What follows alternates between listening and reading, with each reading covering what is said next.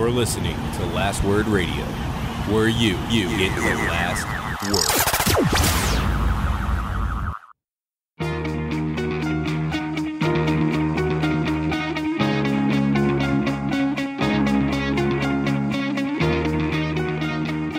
Welcome to the Fourth Line Podcast, part of the Alberta Podcast Network, powered by ATB. This is June the 17th, 2019. With you today is myself, Carl, and Stevie Nick. What up, Carl? I made it. You did. You had quite the journey back to your recording studio today. It's a pretty crazy day in Toronto, Ontario, Canada. Yeah, we've got, for those who don't know, congratulations to the Toronto Raptors, world NBA champions. We the North, baby. We are, and so what? 1/15 of Canada showed up today in your city. Huh. If that's what the math tells you, then then yes, 2 million people were downtown watching that parade, that 5-hour parade. That's crazy. So what? A parade, some speeches. Just a big party. It was a big party all day. We were walking down to work. People were flooding the streets already at 8 a.m. The parade was supposed to start at 10 a.m. and conclude at noon at City Hall. And they finally got to City Hall around 3:30 p.m. Wow. So not even the speeches took that long. That was just parading. It was just getting there. It was 4 kilometers. If you put in that route on Google Maps, it shows it's a 57-minute walk. Wow. It took them 5 hours. That's crazy. Well, congratulations, Raptors. Very, very excited for that. And glad that you were able to make it across the crowd and back.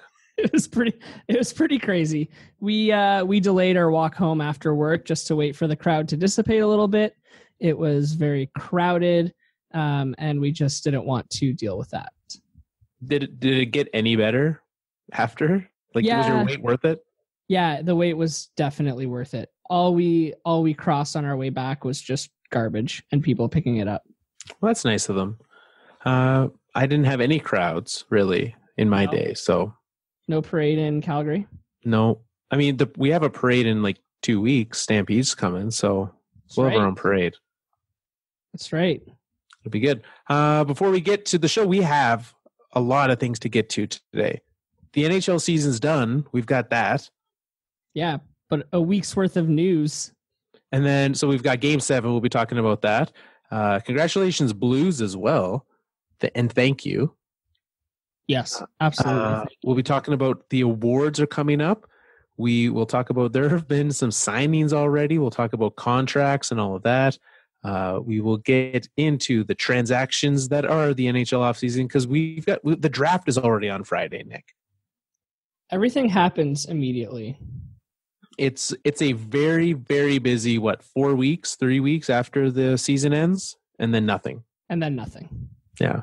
So we'll get to all of that. But first, we want to remind everyone about the sponsors of the Alberta Podcast Network, one of which is the Alberta Blue Cross Wellness Summit, which is happening on October 10th.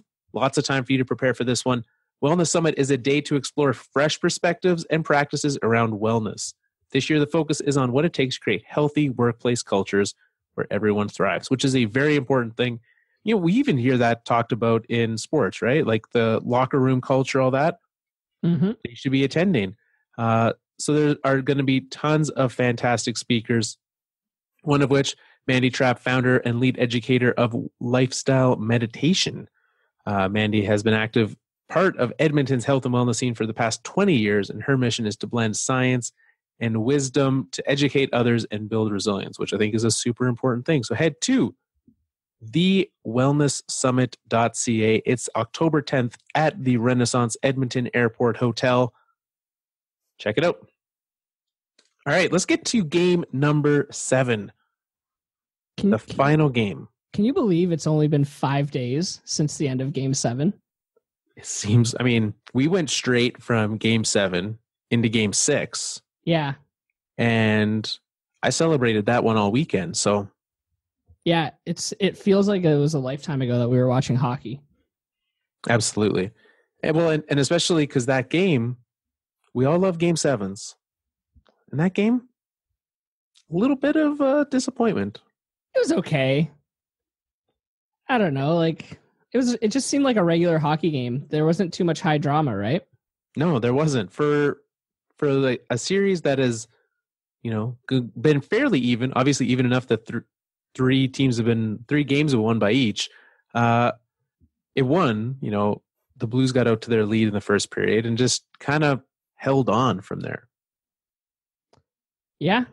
I mean, Binnington played great. He showed up as you predicted that he would, Carl. I did do that. Yeah, that's a thing that I did. Yeah. And he showed up. He kept them in the game. He got support from his teammates in the form of goals. Which is always good. There weren't really any controversial calls from the officiating. So, I think we got a hockey game. Which is that was honestly one of the things I wanted the most. I wanted a good game, and I arguably probably wanted more just to not have a stupid call decide that game. Yeah. And with the way these playoffs went, that there's a good chance of that happening.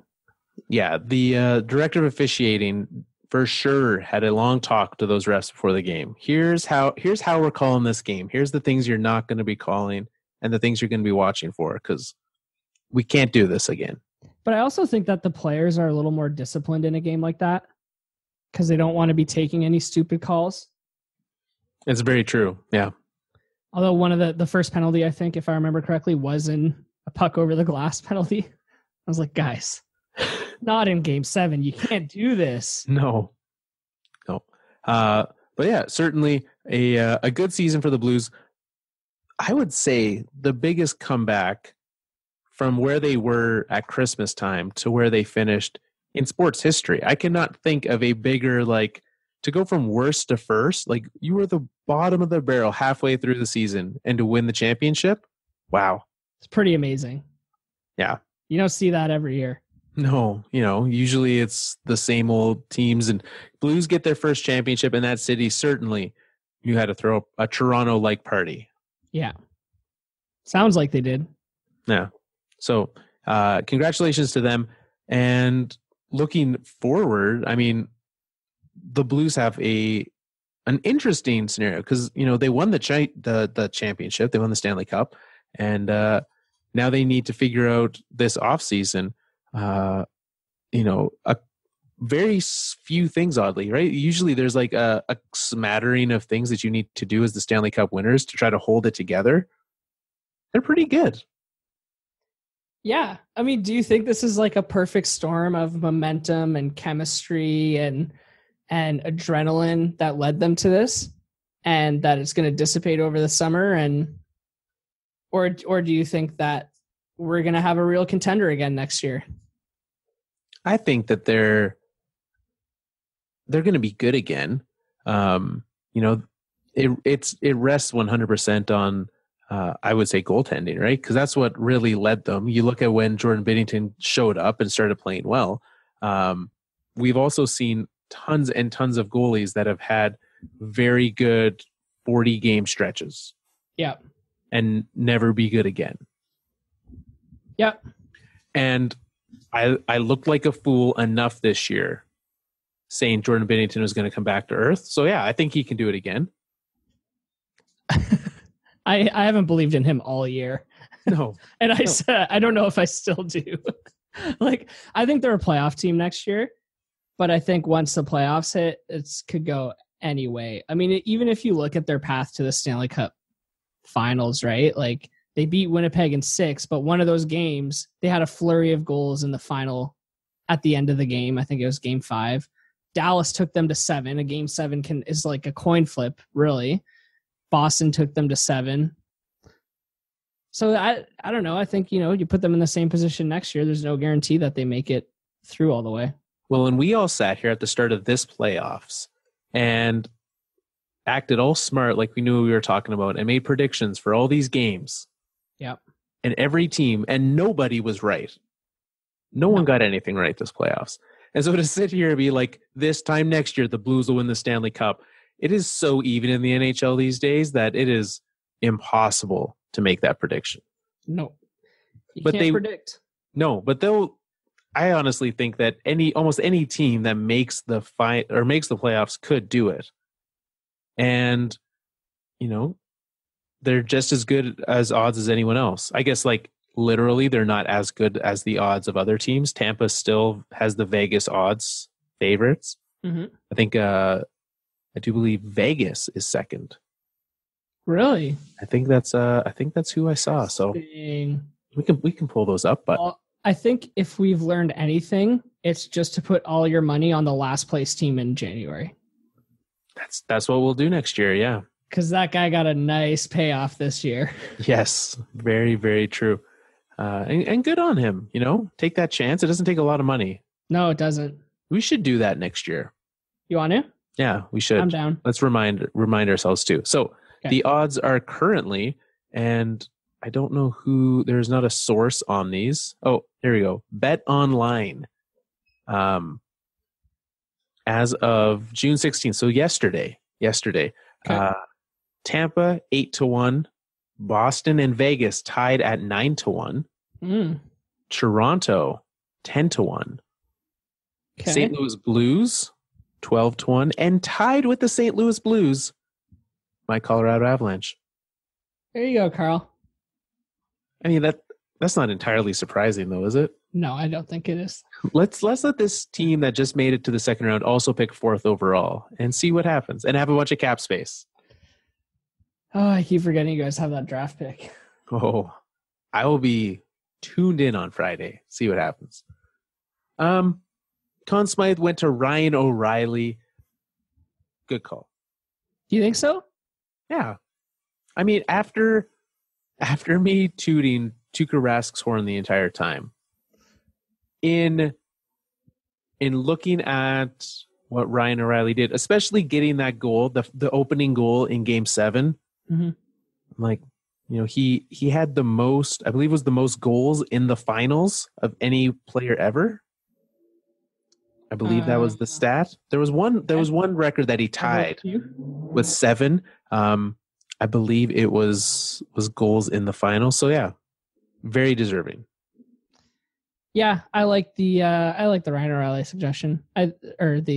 Him as the winner. I think that he had a better second half of the playoffs than first half of the playoffs. And there's some recency bias too in that selection. Absolutely. Like, out of all the players on that team, he was the most deserving easily. Yeah. I still think there's an argument to be made for Tuukka, but I'm okay with it.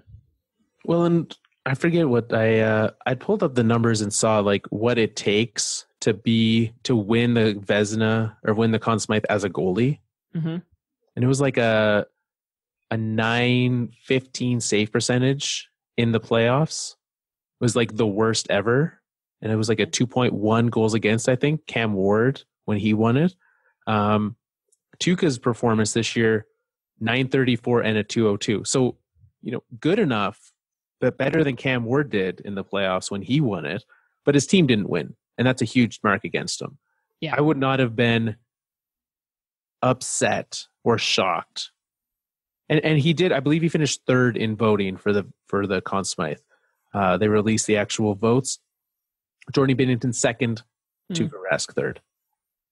I'm surprised Binnington finished that high up. Well, I guess I'm not surprised, but I don't think I would have ranked him that high up. No, I would have put Tuukka ahead of him. I would have, for sure. I do, taking a look back, there were some who had, so. Interesting. Well, good for Ryan O'Reilly.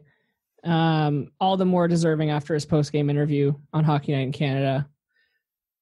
Yeah, he lets the emotion show. He lets the emotion show. Which is fantastic. No one should have to sit there and be all buttoned up for an interview. No, not after that. And like the adrenaline's flowing. They're so amped up. I love seeing the raw emotion. Well, because hockey players are so boring all the time. Yeah, 100%. Even in those interviews, like you just won a championship. That's what I loved about watching, I liked it extra because it was my team, but watching the Raptors post game and all of that, like they were just real people having genuine excitement. We saw Kawhi Leonard smile. Very briefly. Like he stopped it almost as soon as it started, but it happened. Very briefly. And the rest of that team, like they were excited. They were genuinely sharing their thoughts. It was literally the part that was the worst about it was the interviews that we're asking, right? Like the questions coming. I'm like, no one cares about that. Let this guy celebrate. No one cares about what Marc Gasol thinks about his time in Memphis. That's not what we're here for. No. Actually, my favorite part of the whole post-game celebration was when they immediately turned around and gave the trophy to Kyle Lowry, and just seeing how he accepted it like it was a newborn baby. Yeah. I was so happy for that guy. Oh, yeah. But again, very quickly we saw, one thing I always find interesting, especially a team that hasn't won it, and a lot of players on the team that haven't won it, who gets the trophy quickly. Jay Bouwmeester getting it pretty quick up there. First handoff. What'd you think about that? I think that was the pretty clear option, right? Well, he's the veteran guy on the team, right? It was either that or I would not have been surprised Pat Maroon being from St. Louis, winning it with the Blues. That was another pretty high up there thing. And a good emotional story too. Yeah. So what did you think about the Sparklers? I liked it. Did you like it? It took away from Gary Bettman, so it was nice. I thought it was a little cheesy. Yeah, I support all things. If it had been confetti, if they had rained confetti from the ceiling, that would have been great too. It was different. I'll give them that. They tried to raise the excitement a little bit. Yeah. I'm okay with it. I thought it was a little cheesy, but some of the pictures are pretty epic. There's for sure worse things they could have done. Yeah, for sure. Yeah. And congratulations as well to Carl Gunnarsson. Always proud of a Carl winning a championship. I'm happy for all Carls around the world. Yeah. It's a momentous day for you. It's a good day. Carl Hagelin got a contract. Carl Gunnarsson got a Stanley Cup. We're all going places. There you go. Anything else on the season? Last thoughts before we move to off season? No, I'm just happy that it wasn't the Bruins. Yeah, that's a sentiment that was strongly heard throughout the hockey world. One thing that I did find very I like this offseason. The upsets were fun. I agree. It was unpredictable. It was exciting. The underdogs were winning. There was a lot of deep series, except for that one New Islanders, Carolina, Boston chain. The rest of them went deep. Yeah. Outside of the bad calls, I thought it was really good. It was exciting. And honestly, the bad calls at least give a little bit of drama. From the side of making a good product, I don't want that. But from the side of entertaining me, making me feel something, they certainly did. From the side of seeing Cam Neely freak out and whip a water bottle at a wall. Yeah. Figuring out how good Cam Neely still has it. Still got it. High entertainment value for sure. Yeah. So, and the season as a whole, always good. I think the NHL's, got some things to fix, mostly the officiating. And then try to get this whole CBA thing done so we don't have another lockout. Yeah. But I feel pretty good about I'm in favor of a league with great parity. Me too. Because it gives teams that haven't had that chance there. No one wants to watch a team or, run away with it for a decade. That's not fun. No. Unless you're from that city. But it is fun watching a new team come in and end that run. It's true. Very, very true. Oakland. Yeah, Oakland. They were classy enough. They bought some ad space in the Toronto Star that said congratulations. I feel like Boston didn't buy ad space in the St. Louis Times. I was thinking about that today because I saw that, and very classy, but also how much does a full page ad cost these days? It's not as big a flex as it once was. No, you're right. It's not. It's yeah, these guys spent $500. It's true. In a print newspaper. Yeah. They know nobody's seeing it. Yeah. Good for you. Yeah, congratulations to the Blues again. And now you're number one. You got to defend your title. Yeah, and they've got a big summer ahead of them. You know, if they want to top the Capitol celebrations last year, they got their work cut out for them. Yeah, I feel like that's not one that you can try to pull off. But yeah, and even like we said, not a whole lot of moves that need to be done. Like most of the core of this team are locked up. Jordan Binnington needs a new deal. That'll be a very interesting one to try to ballpark. I don't even know if I want to try. Yeah. Like, I wouldn't even know where to start. There's no precedent for this. I feel short. I would say like in the 4 million range. 2 times 4. 2 times 4? Because goalies, like, I know he's still an RFA, and I think that's in the range of what Matt Murray got. And he's multiple. He's won Conn Smythes. He's won Stanley Cups. Yeah, I guess that sounds reasonable to me for a Stanley Cup winning goalie. But we're still talking about a goalie who's played how many regular season games? Yeah. It's not a lot. It's not a lot. No. And was not like almost was written off by the team. They were like, well, we might as well just throw Jordan out there and see what happens. Right? Yeah. 32 games this year with the Blues. To 32 regular season games? 32 regular season games. Yeah. And he went from last year he did fairly well, actually playing for the Bruins AHL team. But like before that, he was clocking like a 270 plus goals against in the A. It's not very good.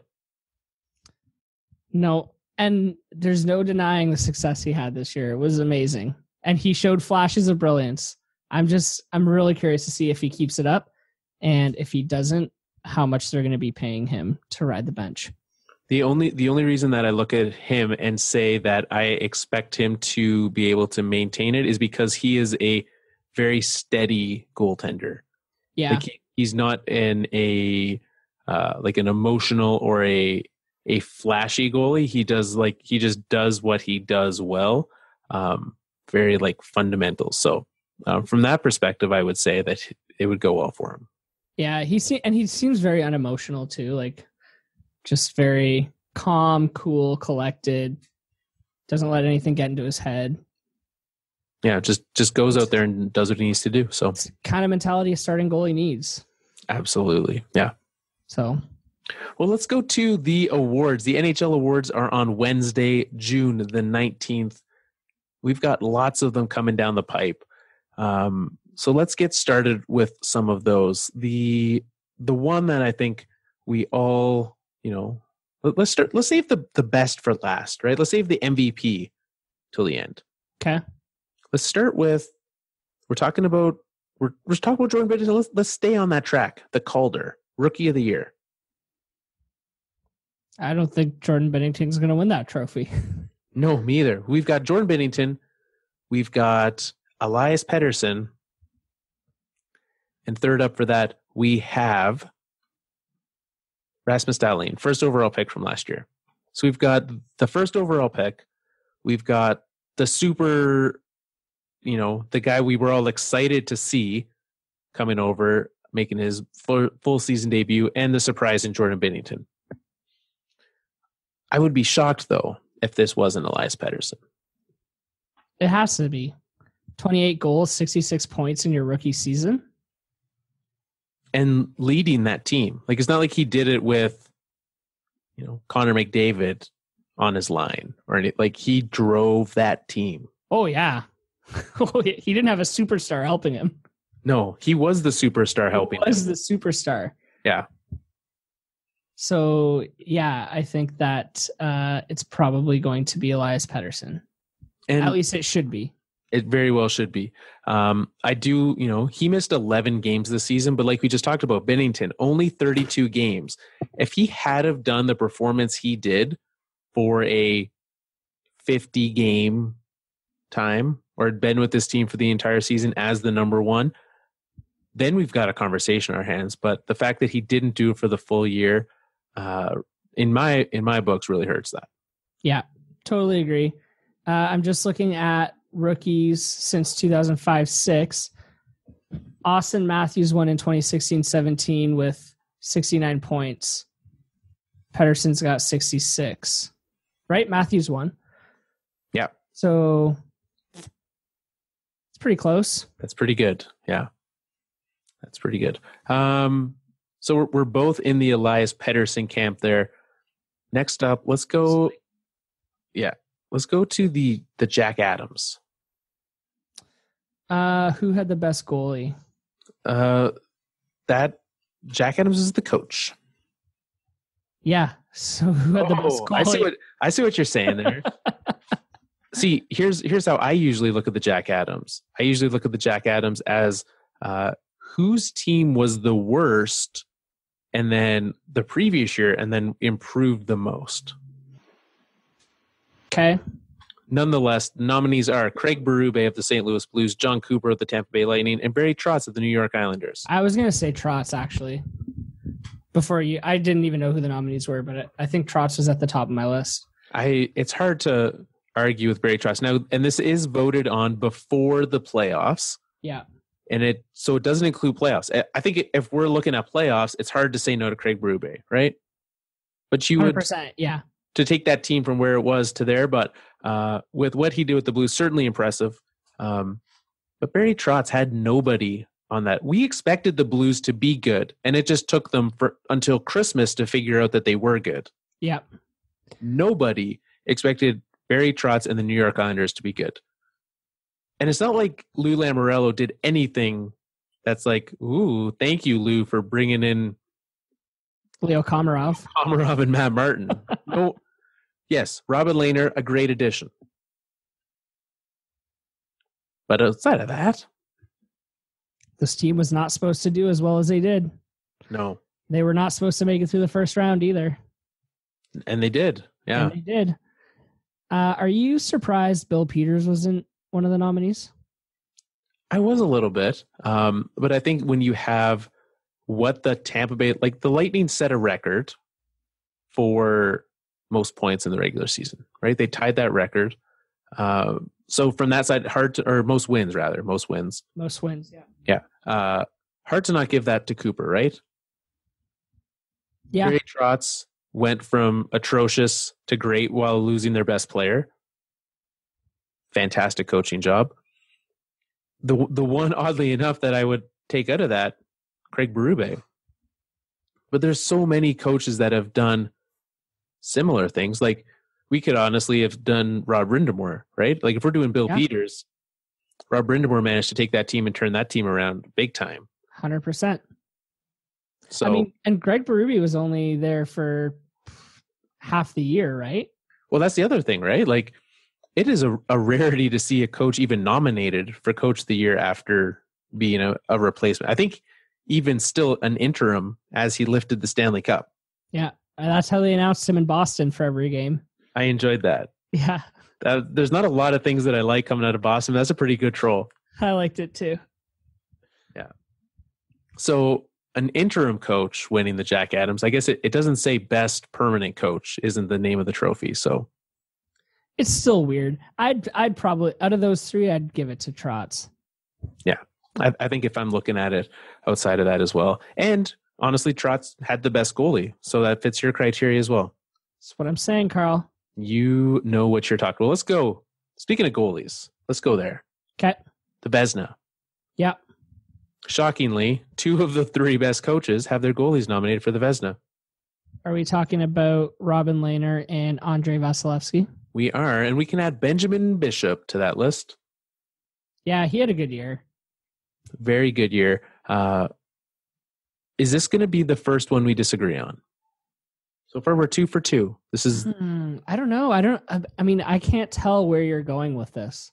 Okay. Well, do you want me to go first then? Yeah, I want you to go first, and I'll tell you if we agree or not. Okay. It's Robin Lehner. We agree. Oh, there we go. I was going to say Lehner too. I have a very hard time. And it's the same reason why, especially last year, this year's not as much of a thing, but last year was like Hedman was up for the Norris. Kucherov, I believe, was up for the Hart. And then you had a guy up for the Vezina. I'm like, you can't have all this great team around you. Like, there's some sort of added effect to it, right? In the same way that Elias Pettersson is great because we know he's doing it by himself. Yep. Even if you put up identical numbers, I look at the team around you and I'm like, who did more with less? And Robin Lehner did more with less. Sir, Barry Trotz did a great job creating a system around Robin Lehner. He certainly had to do his own work to get that done. And he kind of came out of nowhere with very low expectations, right? Oh, for sure. And he built this. Like, I can't see it going to anywhere else. The other thing is that these awards are voted on by the Professional Hockey Writers Association. The Professional Hockey Writers Association is made up of hockey writers. Hockey writers are writers. Writers are emotional. They are going to vote with their emotions and their hearts. And Robin Lehner has a story that is it's a gut-wrenching, heart-wrenching story. And it's a happy story. Yeah. I think that's going to be a huge part of why he wins. I could not be happier for him that he's been able to overcome what he experienced last season in Buffalo, be able to come on the other side and do this. So again, emotions aside, I think it's him, but man, do I ever want it to be him. It just makes sense both ways, logically and emotionally. Exactly. So let's let that happen. Here we go.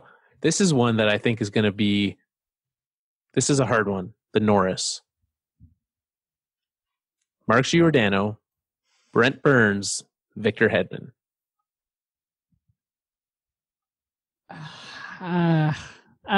I'd probably go Mark Giordano. Well, there we go. Do you agree? I would go again. I said last time that I don't like to do a player with like a great surrounding cast, but Brent Burns had a great season. Brent Burns always has a great season. In spite of the fact that like it was the best of D-core in the league and it wasn't close.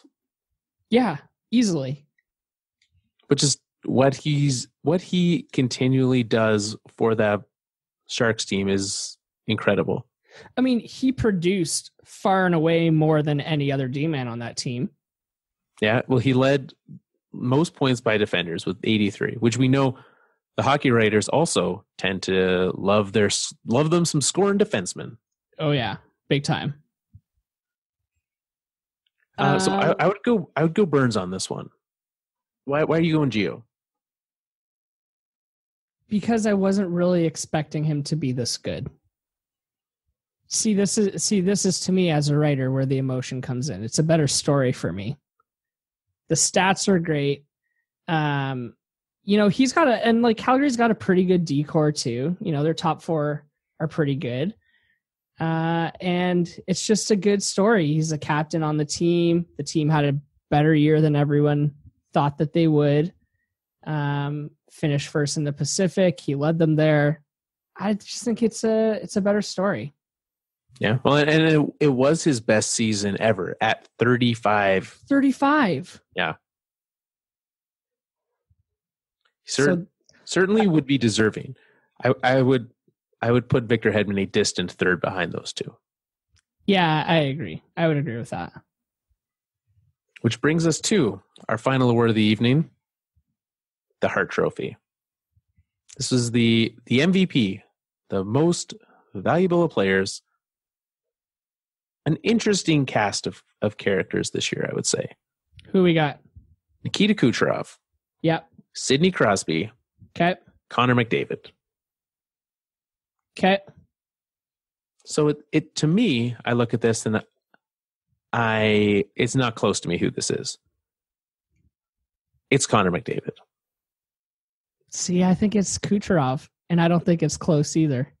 Really? Now, do you think it's not close who wins or who is the rightful winner? I think it's not close who wins.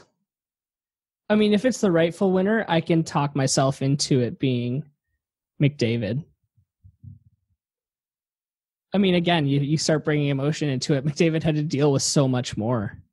Oh, absolutely. He had to fight through so much more. Yeah. But I think Kucherov just had he went beast mode this season. I don't know if we're going to see this again. 123 points Kucherov ended with?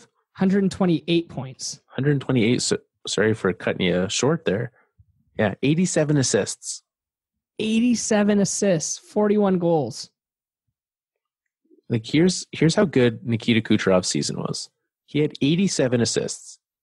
And, obviously we're not going to be able to dive into all of, Gretzky's the best assist person ever, right? He's not going to, we're not putting him in that category, but 87 assists would be 17th in total points.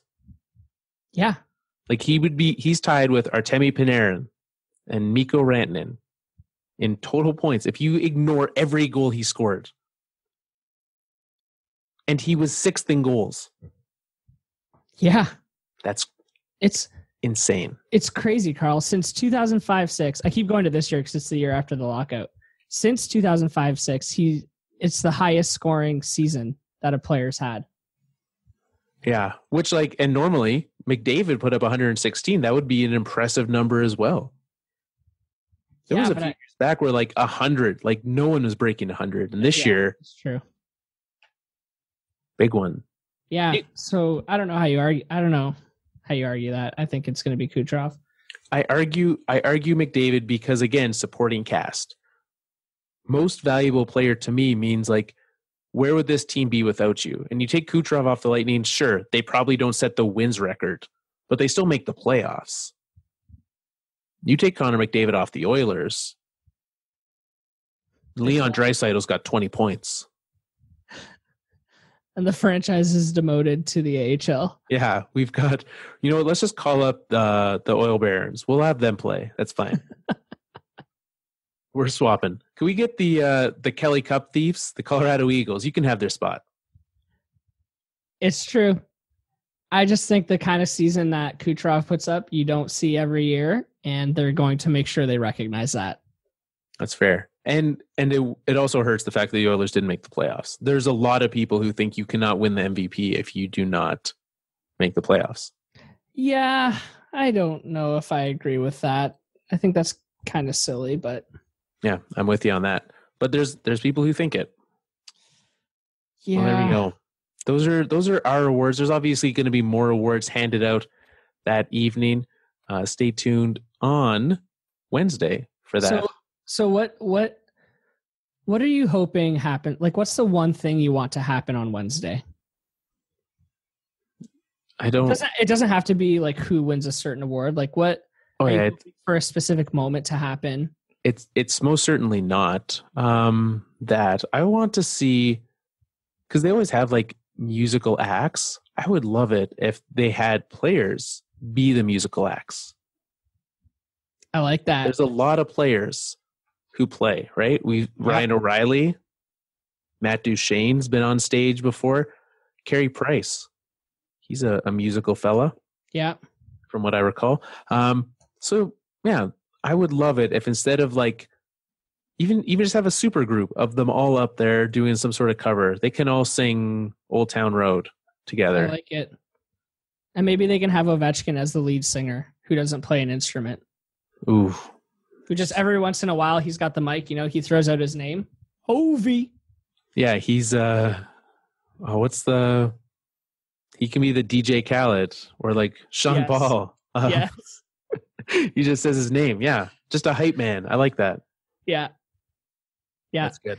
I'm kind of hoping that what I want to happen has nothing to do with the NHL. I just want Keenan Thompson to call up the old Mighty Ducks cast and announce the sequel.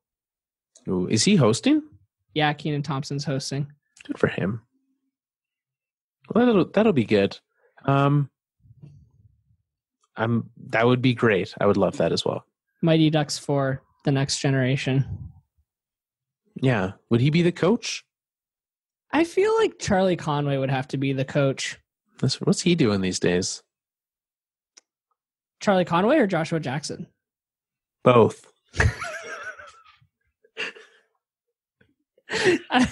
I feel like I'll start with the character. I feel like Charlie Conway, if they were to actually redo a movie, definitely went on to be a lawyer and is going to follow the same path as Coach Bombay, just so they can reboot the franchise and follow the same story, and it would be new to all the kids. Right. Joshua Jackson, I don't know. I don't know what he's doing right now. I feel like, because, correct me if I'm wrong, didn't Coach Bombay only get, like, it was court ordered while he was coaching the team, was it not? Yeah. So what is Charlie Conway done that's gotten him into that predicament where he's taken the same route? Oh, I don't know. Maybe he becomes a teacher. Maybe that's what it is. I could see Joshua Jackson acting as like a high school teacher. Yeah, that could work. Rolled up sleeves. He's got the dress shirt on, but he's got the jumper over top of it.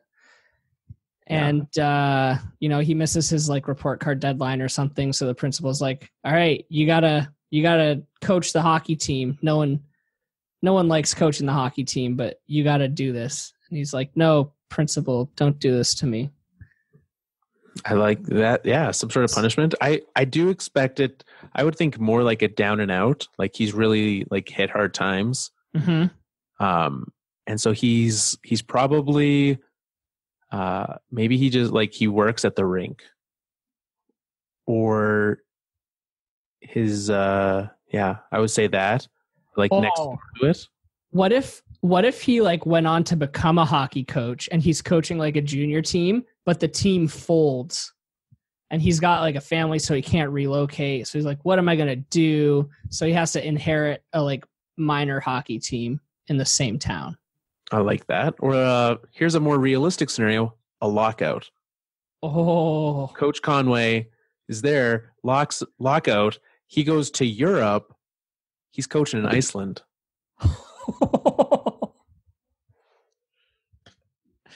I like it. Yeah.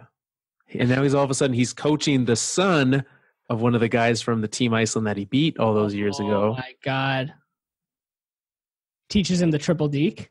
Yeah. And now all of a sudden we've got this mashup. But it doesn't go well, obviously. There's conflict. Of course. There has to be conflict and adversity. Yeah. So that's what's happening. Are you listening, Disney? Are you listening? This is happening. Make it happen. Yeah. Kenan Thompson. Get ready. NHL Awards. Announce it. Mighty Ducks 4. Right after the Ryan O'Reilly fronted supergroup plays Gloria. Yeah. Just so we can hear it one last time. Yeah. If only the NHL was such a spectacle. If only that they would let people have fun. Instead only they were so classy and respectable. Yeah. Yeah. It's I'll try to find, as we continue on with the show, I'll try to find what the actual guests are at the NHL Awards. I'm sure John Hamm's going to be there. Oh yeah.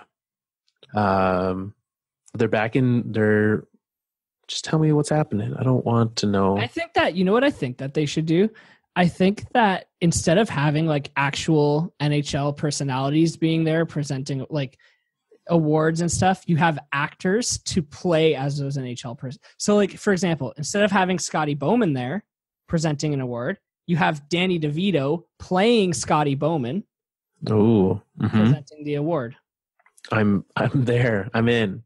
I'm sold. Or you have the Wildling King from Game of Thrones going up on stage to accept the award as Ryan O'Reilly. I like this as well. Or you have, I don't know who'd play Gary Bettman, but so the big presenters of the night, we've got Alex Trebek and the aforementioned John Hamm. So John Hamm for sure. Yeah, John Hamm and Alex Trebek announced. Good for Alex Trebek. Folks. Yeah. And then like a lot of hockey people after that.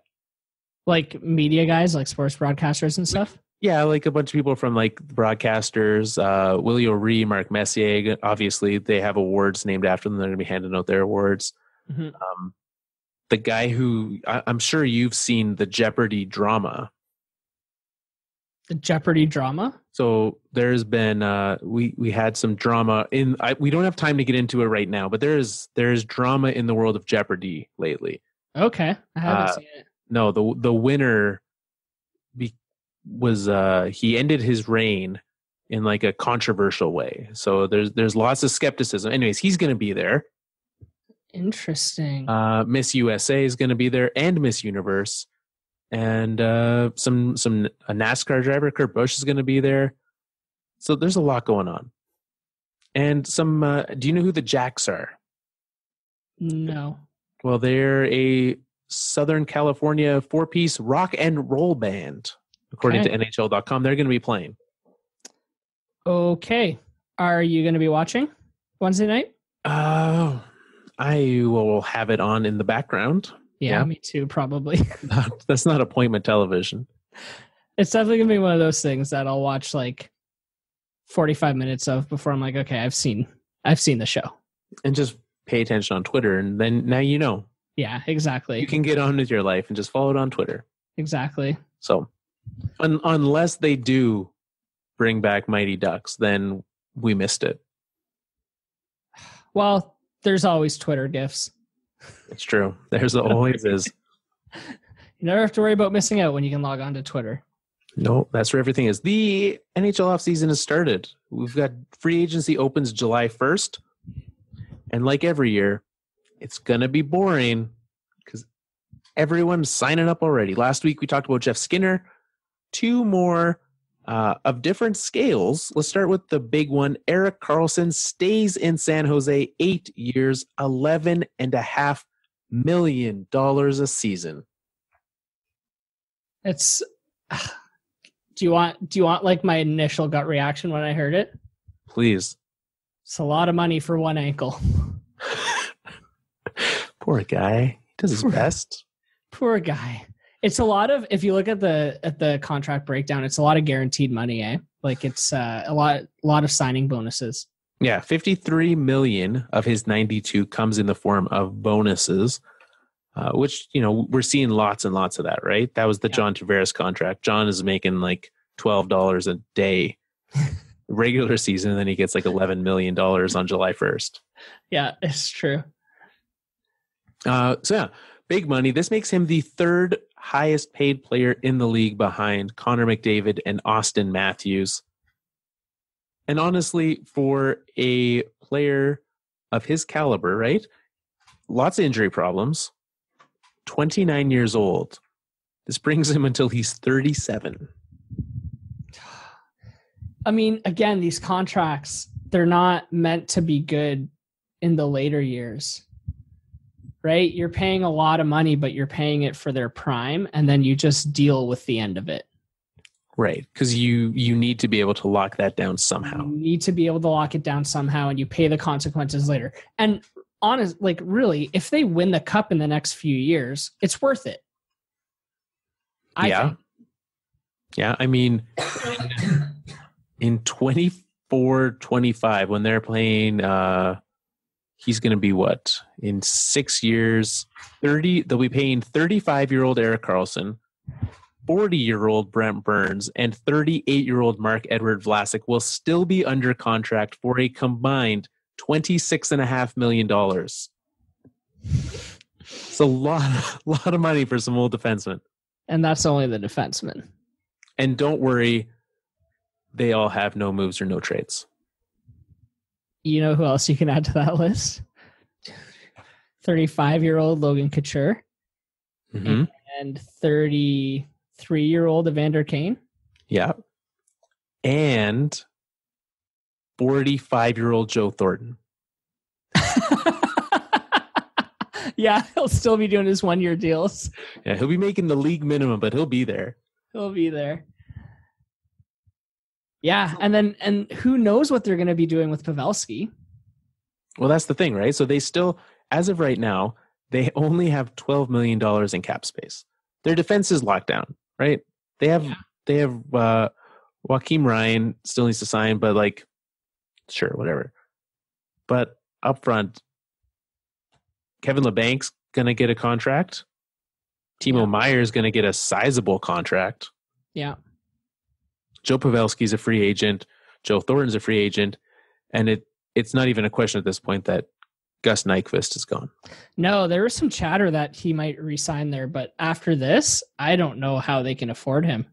Yeah, that seems entirely unlikely that they can manage to pull that off. Because you have to think they're going to extend Pavelski. After with what he means to that team, it's almost impossible not to. Right? I almost feel like Pavelski's almost a guarantee. Like to say, and again, not young, right? Joe Pavelski's 34.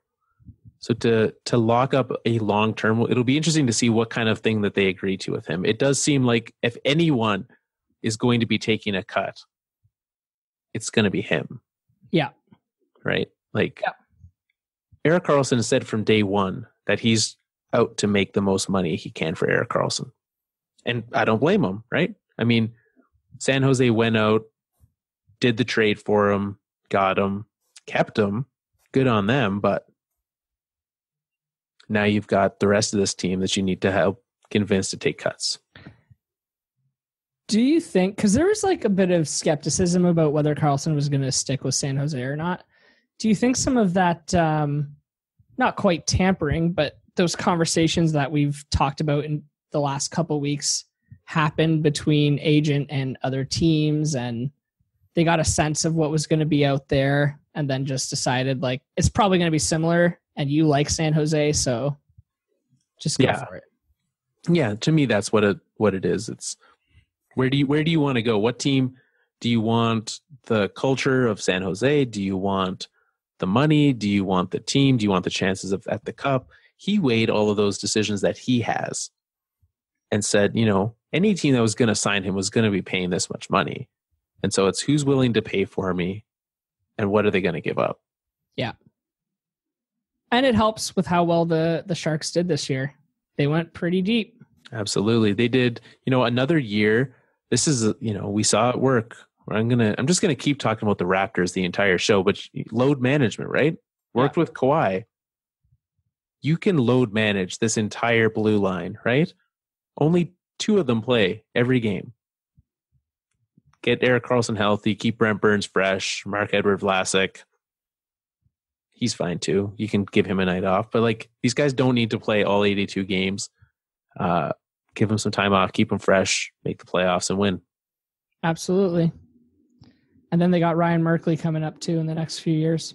That's right. Yeah, that'll be good. I mean, they might need to move him to get someone to eat some of these contracts, but they don't even have that many bad deals actually. I said that and then I was like, who are they going to make pay? No, they're fine. Yeah, I think they'll be okay.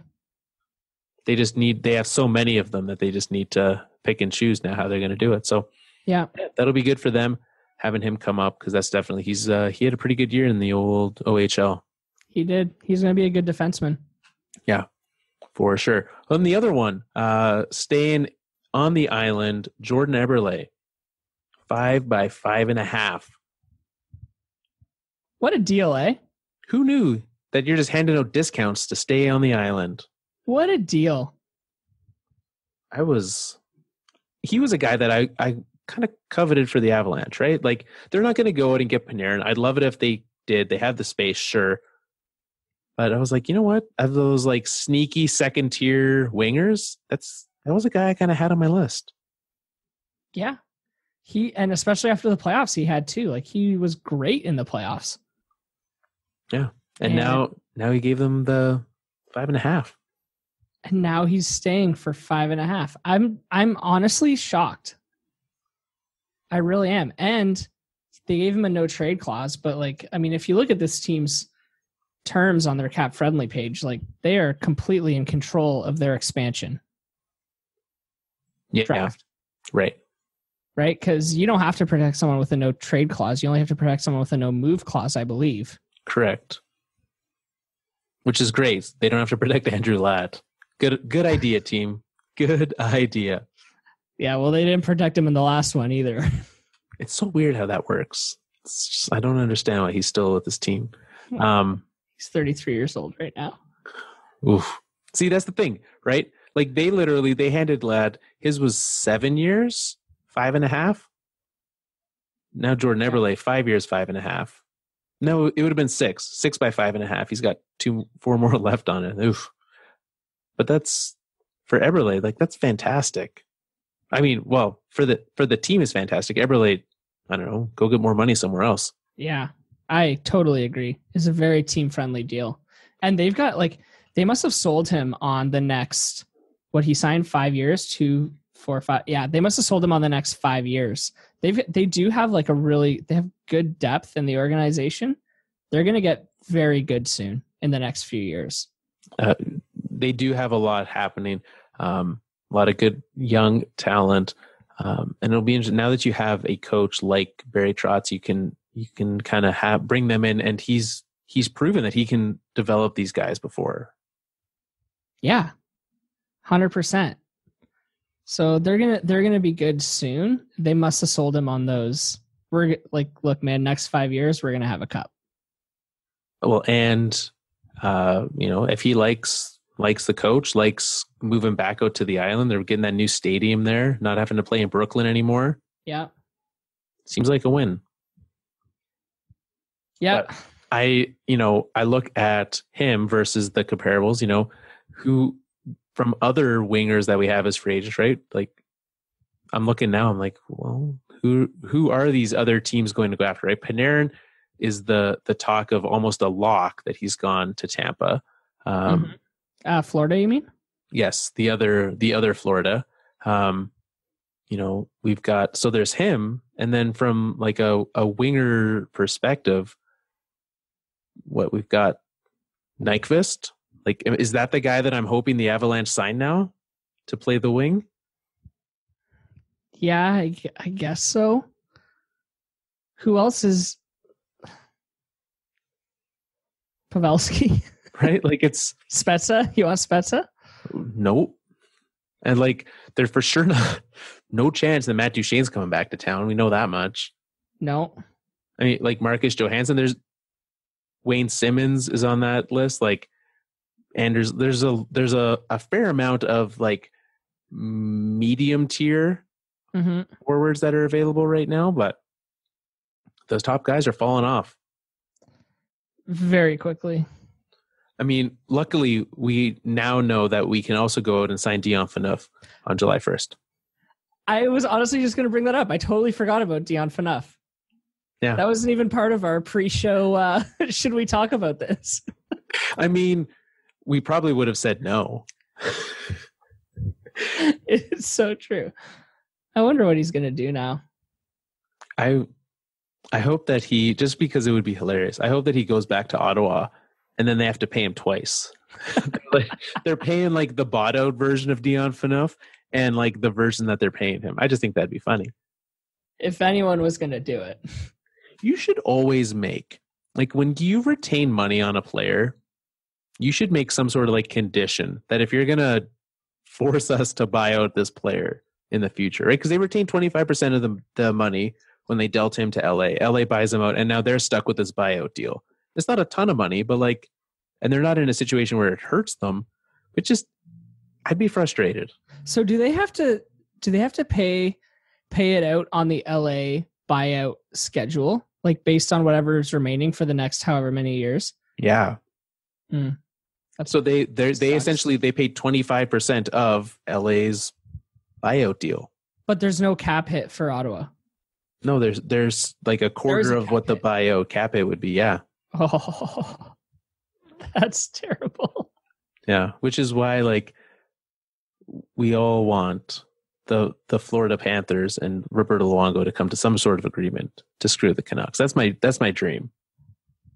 Oh my God, you're right. 2020-21, the Ottawa Senators are on the hook for $1.3 million in cap hit. Yeah. So that like they've got it's out 4 years now, and they've got a moderately reasonable sum for next year or 2 years from now. Yeah. Oh my God.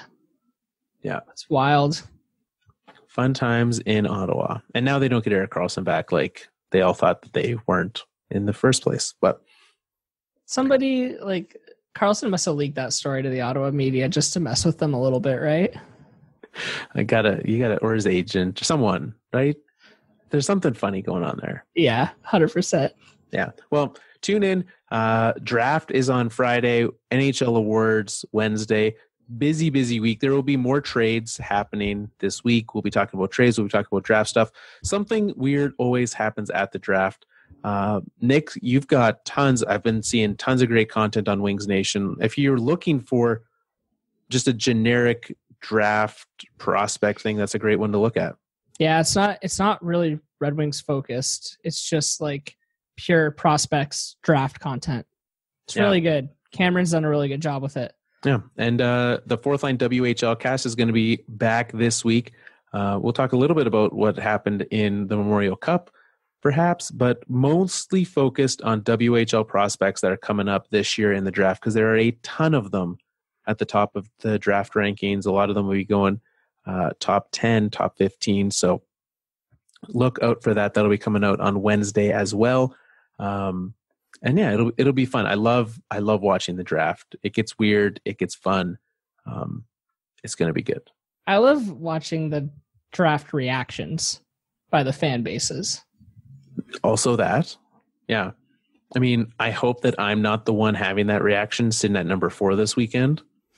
Well, the thing with the draft is everyone wants their team to draft somebody different, especially on a year like this where there's such, like between basically 3 and 12, nobody knows who's going when. Right, exactly. So it's going to be interesting. It is. Yeah. So Devils picking first. It does, like you say, there's a large proponent of Blackhawks fans that want Bowen Byram third, as they should, right? Yeah. And we talked about like the scenario of the Red Wings trading up and the Kings trading up to get him. And so we might even see some of those picks flopping around and making some moves at the top of the draft, which is when you want your guy, when everything's so even and you don't know who's taking what, that's when you're willing to pay a little bit more if you have a guy that you want. It's the kind of drama I'm hoping for this year, Carl. It's going to be good. Yeah. It'd be great if we could, my team and your team could put everything behind us and Stevie and Joe could work out a deal. Just work out a deal. One more handshake, and it's not because the other team lost a series. No. And then we'll sign Nyquist, and we'll just have a Red Wing in the Avs colors. How would you feel about that? That would be weird. I don't know if I'd like it.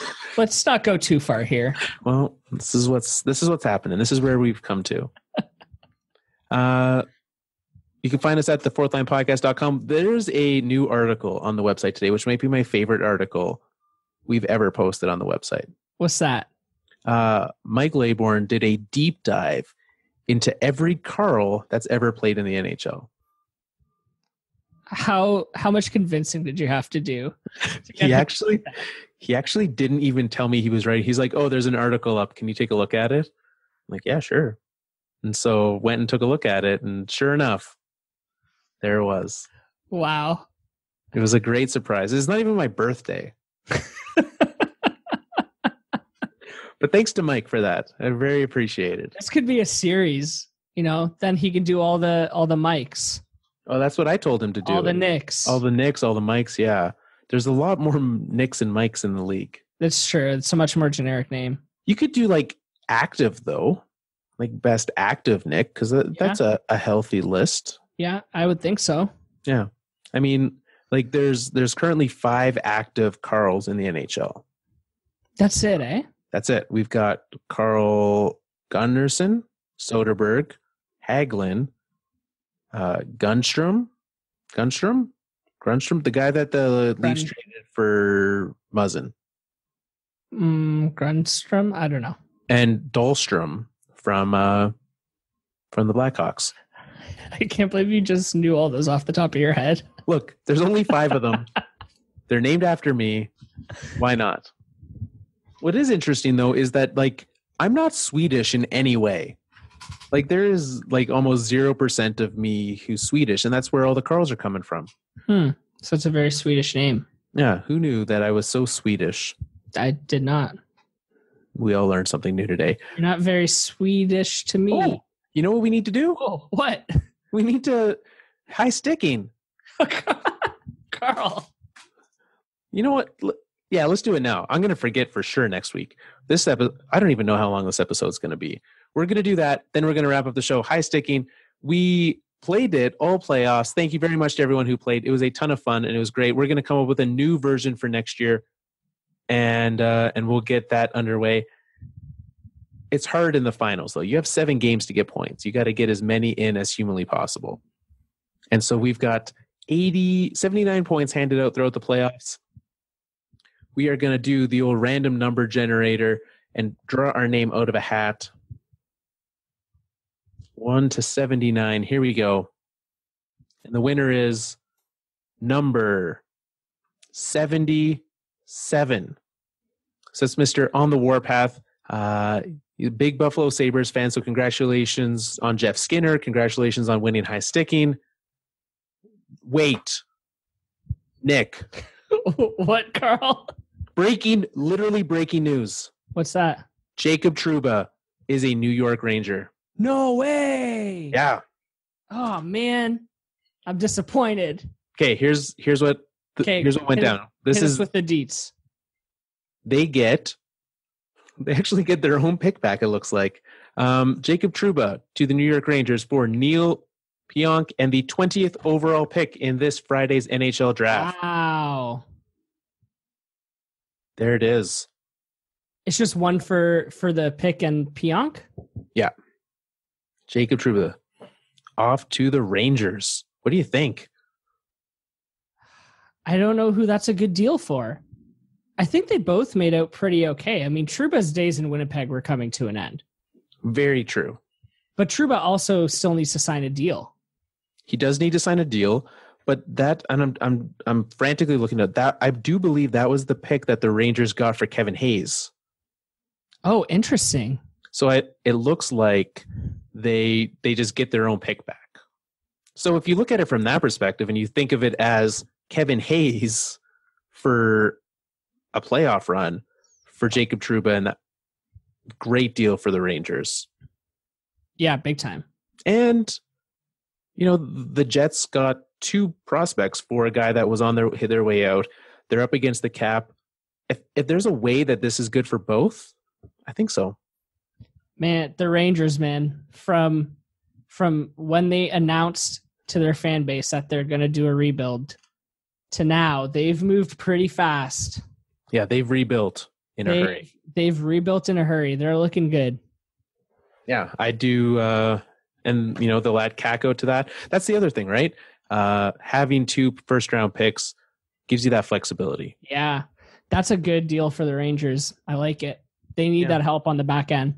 I am a little surprised that Winnipeg didn't go for a roster player, like, because there's lots of talk that they would try to do that, but not the case. They're heading into some cap trouble too, eh?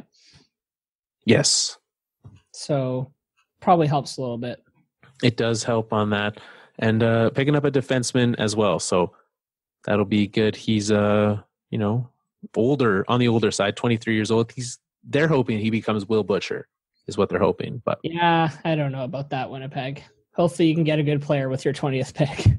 Yeah, I mean, he second year in the league, a reasonable season for that. But yeah, there you go. So we've got a guy who will probably step in, play on their team in Pionk, and then the 20th overall pick. So I think if you had to pick, who would you pick winning this trade? Probably the Rangers, I think.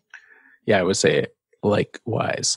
So high sticking, congratulations to On the Warpath. Congratulations to the Buffalo Sabres at signing Jeff Skinner.